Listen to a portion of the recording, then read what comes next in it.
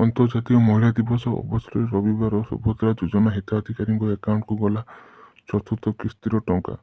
ପୁରୀ ତାଳବଣିଆ ସଭାସ୍ଥଳରୁ ଟଙ୍କା ପଠାଇଛନ୍ତି ମୁଖ୍ୟମନ୍ତ୍ରୀ ମୋହନ ଚରଣ ମାଝୀ।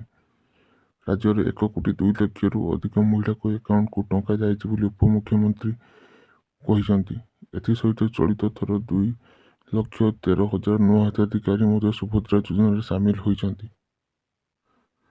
ସଭାସ୍ଥଳରେ ମୁଖ୍ୟମନ୍ତ୍ରୀ କହିଛନ୍ତି, ଓଡ଼ିଶାର ମହିଳାମାନଙ୍କୁ ଆର୍ଥିକ ସ୍ୱାଧୀନତା ଓ ସାମାଜିକ ସୁରକ୍ଷା ପ୍ରଦାନ କରିବା ଦିଗରେ ସୁଭଦ୍ରା ଯୋଜନା ନାରୀ ଶକ୍ତିର ସ୍ୱପ୍ନକୁ ଏକ ନୂତନ ପରିଚୟ ଦେଇଛି।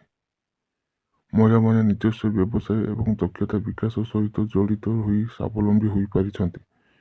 ମୋଟ 1,02,12,665 ଜଣ ହିତାଧିକାରୀଙ୍କୁ ସୁଭଦ୍ରା ଟଙ୍କା ଦିଆଯାଇଛି ବୋଲି ଉପମୁଖ୍ୟମନ୍ତ୍ରୀ ପ୍ରଭାତୀ ପରିଡ଼ା ସୂଚନା ଦେଇଛନ୍ତି।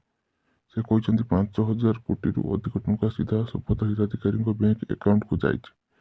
ଏବେ ସୁଦ୍ଧା ମୋଟ 1,52,57,667 ଜଣ ଆବେଦନ କରିଛନ୍ତି। ଯୋଗ୍ୟ 1,02,12,665 ଜଣ ହିତାଧିକାରୀଙ୍କ ମଧ୍ୟରେ 2,13,198 ଜଣ ନୂଆ ହିତାଧିକାରୀ ଯୋଡ଼ି ହୋଇଛନ୍ତି। ସୁଭଦ୍ରା ଗ୍ରିଭାନ୍ସ ପୋର୍ଟାଲରେ ଆସିଥିବା ଅଭିଯୋଗ ଆଧାରରେ ଯାଞ୍ଚ କରାଯାଇ ଆଉ 36,350 ଜଣ ସୁଭଦ୍ରା ଟଙ୍କା ପାଇବାକୁ ଯୋଗ୍ୟ ବିବେଚିତ ହୋଇଛନ୍ତି। ସେହିପରି ଏପ୍ରିଲ ମାସରେ 21 ବର୍ଷ ହୋଇଥିବା ମହିଳାମାନେ ସୁଭଦ୍ରା ସହାୟତା ପାଇଁ ଆବେଦନ କରିପାରିବେ।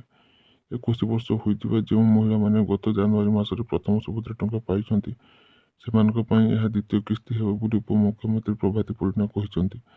ଏମିତି ଭିଡ଼ିଓ ଦେଖିବା ପାଇଁ ଚ୍ୟାନେଲ ସହ ଯୋଡ଼ି ହୁଅନ୍ତୁ। ଚ୍ୟାନେଲକୁ ସବସ୍କ୍ରାଇବ୍ କରନ୍ତୁ।